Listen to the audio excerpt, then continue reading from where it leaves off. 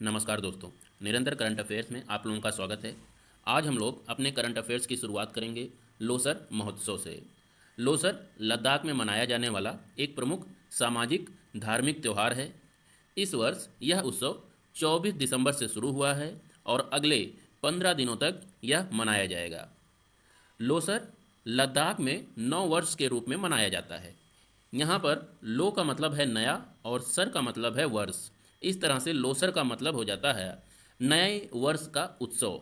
तो आप ये ध्यान दीजिएगा। ये जो टॉपिक है ये करंट से ज़्यादा स्टेटिक टेक्सचर लिए हुए है, क्योंकि अक्सर एग्जामिनेशन में पूछा जाता है कि लोसर नृत्य या लोसर महोत्सव का संबंध किस राज्य से है। तो आपका उत्तर हो जाएगा लद्दाख। ये आप याद रखिएगा। इसके साथ ही साथ लद्दाख के कुछ और प्रमुख नृत्यों के बारे में देख लेते हैं। आपको याद रखना है जाब्रो नृत्य, इसका संबंध भी लद्दाख से है। इसके साथ सोन डांस याद रखिए, लोसोन नृत्य याद रखिए, सोडोल नृत्य याद रखिए और तुखस तानमो नृत्य याद रखिए और इसके साथ साथ इस्पाव नृत्य याद रखिए। ये कुछ नृत्य हैं जो लद्दाख के हैं और आपको इन्हें याद रखना है।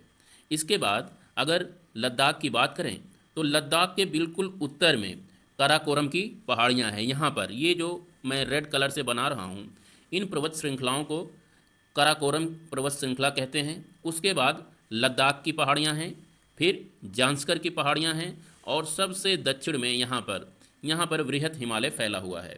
तो लद्दाख की ये 3-4 प्रमुख पर्वत श्रृंखलाएँ हैं जिन्हें आपको याद रखनी है। इन्हें यूपीएससी में कई बार अरेंज करने को पूछा है उत्तर से दक्षिण। आपको ऑप्शन दे देगा काराकोरम पर्वत श्रृंखला, लद्दाख पर्वत श्रृंखला और जांस्कर पर्वत श्रृंखला। इन्हें आपसे पूछ लेगा उत्तर से या दक्षिण में अरेंज करने के लिए। तो आप याद रखिएगा, इन्हें आप काला जब से याद रख सकते हैं। का से हो जाएगा काराकोरम, ला से हो जाएगा लद्दाख, जा से हो जाएगा जांस्कर। तो काला जब के रूप में आप इसे याद रखिए। लद्दाख के प्रमुख पर्वत श्रृंखलाएं हैं जो लद्दाख में अवस्थित हैं। ये जो पूरा सफ़ेद पोर्शन यहाँ पे आप मैप में देख रहे हैं, ये लद्दाख है। ये लद्दाख है, भारत का केंद्र शासित प्रदेश है और इसकी सीमाएं यहाँ पर ध्यान दीजिएगा। इसकी सीमाएं भारत के 2 राज्यों से मिलती हैं। एक हिमाचल प्रदेश हो गया और एक दूसरा जम्मू कश्मीर हो गया। जम्मू कश्मीर को अब राज्य का दर्जा नहीं है, ये भी केंद्र शासित प्रदेश है। तो आप याद कर सकते हैं कि इसकी सीमाएं एक प्रदेश के साथ और एक केंद्र शासित प्रदेश के साथ मिलती है। ये फैक्ट आप याद रखिए। इसके साथ ही साथ अगर लद्दाख के पठार की बात करें तो लद्दाख का पठार भारत का सबसे ऊंचा पठार है। 31 अक्टूबर 2019 को लद्दाख को केंद्र शासित प्रदेश का दर्जा मिला। लद्दाख भारत का सबसे बड़ा केंद्र शासित प्रदेश है अगर क्षेत्रफल की आप बात करेंगे तो, और ये सबसे कम आबादी वाला भी केंद्र शासित प्रदेश है। यहाँ से संबंधित एक नेशनल पार्क याद रखिए, हेमिस नेशनल पार्क। इस पार्क की विशेषता है कि ये भारत का एकमात्र नेशनल पार्क है जो हिमालय पर्वत श्रृंखला के उत्तर में अवस्थित है। ये फैक्ट आप ध्यान रखिएगा। हेमिस नेशनल पार्क के उत्तर में सिंधु नदी जो है इसके उत्तर के सीमा को विभाजित करती है, सीमा रेखा बनाती है। तो ये आप ध्यान रखिएगा, हेमिस नेशनल पार्क के उत्तर में सिंधु नदी है और दक्षिण में हिमालय पर्वत है। तो ये कुछ बातें हो गई लद्दाख से संबंधित, स्टैटिक और करंट अफेयर्स दोनों साथ ही साथ। अब बात कर लेते हैं अब्दुल्ला यामीन की। अब्दुल्ला यामीन मालदीव के भूतपूर्व राष्ट्रपति हैं और इन्हें हाल ही में मनी लॉन्ड्रिंग और रिश्वतखोरी के आरोप में 11 साल की सज़ा हुई है। साथ ही साथ 5 मिलियन अमेरिकी डॉलर की इन पर जुर्माना भी लगाया गया है। इनके बारे में अगर बता दें तो मालदीव में इंडिया आउट कैंपेन, भारत को खदेड़ो कैंपेन को इन्होंने अपना समर्थन दिया था। वे इसके प्रबल समर्थक थे। इन्हें कहा जाता है, इन पे आरोप लगाया जाता है कि ये चीन के कठपुतली सरकार के रूप में काम करते थे और इसीलिए इन्होंने जब मालदीव में इंडिया आउट कैंपेन चलाया गया तो अब्दुल्ला यामीन इसके प्रबल समर्थक थे। मालदीव की बात हुई तो मालदीव के बारे में भी जान लेते हैं। मालदीव की राजधानी माले है और इस समय यहाँ के राष्ट्रपति इब्राहिम मोहम्मद सोली हैं। भारत और मालदीव पड़ोसी देश हैं। इनकी सीमाएं समुद्र में एक दूसरे को छूती हैं और इन दोनों सीमाओं को अलग करने वाला जो चैनल है वो है 8 डिग्री चैनल। ये जो आप रेड लाइन देख रहे हैं ये भारत और मालदीव के बीच समुद्री सीमा है और ये यहाँ पर है 8 डिग्री चैनल जो भारत के लक्षद्वीप द्वीप को और मालदीव को अलग करता है। ये फैक्ट आप याद रखिएगा, 8 डिग्री चैनल। सर्वश्रेष्ठ व्यंजनों की वैश्विक सूची 2022 की अगर बात करें तो इसमें भारत के व्यंजनों को विश्व में 5वां स्थान मिला है। आपको ये याद रखना है, 5वें रैंक पर इंडिया है। ये सूची टेस्ट एटलस के द्वारा जारी किया गया है और इसमें जो प्रथम स्थान पर है वो है इटली। ये ध्यान रखिएगा आप।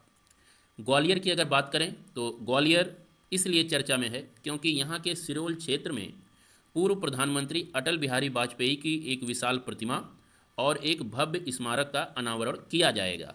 ये मध्य प्रदेश के मुख्यमंत्री माननीय श्री शिवराज सिंह चौहान ने 25 दिसंबर को घोषणा किया है। 25 दिसंबर भारत में सुशासन दिवस के रूप में मनाया जाता है, जो कि अटल बिहारी वाजपेयी का जन्मदिन है। इस बार इनका जन्मदिन 25 दिसंबर को मनाया गया और ये इनकी जयंती थी 98th नंबर की। ये आपको याद रखनी है, 98वीं जयंती थी इनकी जो 25 दिसंबर को मनाया गया। इसके बाद एक और स्थल है जो चर्चा में है, वो है धर्मदम स्थल। धर्मदम केरल में अवस्थित है और ये देश का पहला ऐसा निर्वाचन क्षेत्र बन गया है जहाँ पर पुस्तकालय की व्यवस्था यहाँ के प्रत्येक वार्ड में कर दी गई है। हर वार्ड में पुस्तकालय यहाँ के मौजूद हैं। ये भारत का पहला निर्वाचन क्षेत्र बन गया है, आपको ध्यान रखना है। केरल के मुख्यमंत्री पिनराई विजयन हैं और पिनराई विजयन जी इसी निर्वाचन क्षेत्र से चुनकर आते हैं। यहीं पर बताते चलें, केरल में एक व्यक्ति हुए जिनका नाम था पुथुवाइल नारायण पडिक्कर। इन्होंने केरल में पुस्तक आंदोलन की शुरुआत की और यही भारत के भी पुस्तक आंदोलन के जनक के रूप में जाने जाते हैं। तो आपको पुथुवाइल नारायण पडिक्कर का नाम याद रखना है। केंद्र सरकार ने 2017 में इनकी पुण्यतिथि को भारत में राष्ट्रीय पठन दिवस के रूप में घोषित किया था और ये राष्ट्रीय पठन दिवस प्रत्येक वर्ष 19 जून को मनाया जाता है। ये कुछ फैक्ट एंड फिगर थे इस टॉपिक से रिलेटेड। बात अगर करें कृत्रिम हृदय की तो आपसे सीधे क्वेश्चन पूछेगा कि कृत्रिम हृदय अभी हाल ही में किस आईआईटी के द्वारा विकसित किया गया है। ऑप्शन दे देगा IIT Guwahati, IIT Roorkee, IIT Kanpur, IIT Madras. तो आपका उत्तर हो जाएगा आईआईटी कानपुर। इसके बाद एक इम्पॉर्टेंट कैंपेन है। इस कैंपेन का नाम है ईट राइट कैंपेन या ईट राइट कैंपस पहल। ये आप ध्यान रखिएगा, ईट राइट कैंपस पहल। सबसे पहले इसके बारे में कुछ बेसिक बातें जान लेते हैं, फिर बात करेंगे ये चर्चा में क्यों है। इस पहल की शुरुआत food safety and standard authority of India द्वारा की गई है, जिसे शॉर्ट फॉर्म में FSSAI भी कहा जाता है। इसका उद्देश्य देश भर के स्कूलों, विश्वविद्यालयों और भी जितने कार्यस्थल हैं वहाँ पर सुरक्षित, स्वस्थ और टिकाऊ भोजन को बढ़ावा देना है। ये इस पहल का मूल उद्देश्य है कि हर संस्थान में जहाँ जहाँ भी कार्यस्थल हैं वहाँ पर सुरक्षित, स्वस्थ और टिकाऊ भोजन को बढ़ावा दिया जाए। इसी क्रम में उत्तर प्रदेश के बुलंदशहर की जो जेल है उसे ईट राइट कैंपस टैग से नवाजा गया है। इसी के साथ उत्तर प्रदेश में ऐसी 2 जेलें हो गई हैं जिनको ये टैग मिल चुका है, एक फर्रुखाबाद जेल और एक बुलंदशहर जेल। तो इन 2 जेलों को आपको याद रखना है, इसीलिए ये चर्चा में है पहल। तो ये 2 जेल फर्रुखाबाद और बुलंदशहर, यहाँ के जेलों में जो खाने की व्यवस्था है, कैदियों को जो खाना दिया जाता है वो बहुत ही अच्छे क्वालिटी का है। जो क्वालिटी 5 स्टार के होटलों में आपको मिलेगी खाने की, वही क्वालिटी यहाँ पर भी दिया जाता है कैदियों को। तो ये आप याद रखिएगा। भारतीय खाद्य सुरक्षा और मानक प्राधिकरण की अगर बात करें तो इसकी स्थापना 5 सितंबर को हुई थी। ये आपको याद रखना है, 5 सितंबर 2008 को इसकी स्थापना हुई थी और ये संस्था केंद्रीय स्वास्थ्य और परिवार कल्याण मंत्रालय के अंतर्गत आती है। इसका काम है भारत में खाद्य सुरक्षा के विनिमय और पर्यवेक्षण के लिए अहम भूमिका निभाना। तो आपको यहाँ से फर्रुखाबाद और बुलंदशहर याद रखना है, ये 2 जेलें हैं। World economic league table report की अगर बात करें तो इससे आपको केवल इतना याद रखना है कि ये रिपोर्ट किसके द्वारा जारी की जाती है। तो इसका उत्तर हो जाएगा अर्थशास्त्र सलाहकार संस्था for centre economics and business research. ये आपको याद रखना है, centre for economics and business research के द्वारा ये रिपोर्ट जारी की गई है। और इसने बताया क्या है, इसने ये बताया कि भारत 2037 तक विश्व की तीसरी सबसे बड़ी अर्थव्यवस्था होगी, ये इस रिपोर्ट में कहा गया है। तो ये बहुत ज़्यादा इंपॉर्टेंट फैक्ट नहीं है, आपसे केवल इतना यहाँ से इंपॉर्टेंट बनेगा फैक्ट, ये पूछा जाएगा कि ये जो रिपोर्ट अभी हाल ही में जारी हुई है किस संस्था ने जारी किया है। साथ साथ में आपके ऑप्शन दे देगा world bank, IMF, Asian development और उसके साथ ही साथ centre for economics and business research United kingdom. तो आपका यही उत्तर हो जाएगा लास्ट वाला, ये फैक्ट आप ध्यान रखिए। और एक चलते चलते वन लाइनर फैक्ट देख लेते हैं RBI के बारे में। RBI दुनिया का पहला ऐसा केंद्रीय बैंक बन गया है जिसने सोने की सबसे अधिक खरीदारी की हो। ये फैक्ट आपको याद रखना है। तो ये रहे कुछ आज के important most important current affairs जो आपके एग्जामिनेशंस में आपको लाभ पहुंचाएंगे। इसी के साथ आज के करंट अफेयर्स को विराम देते हैं। कल फिर मिलेंगे, तब तक के लिए नमस्कार।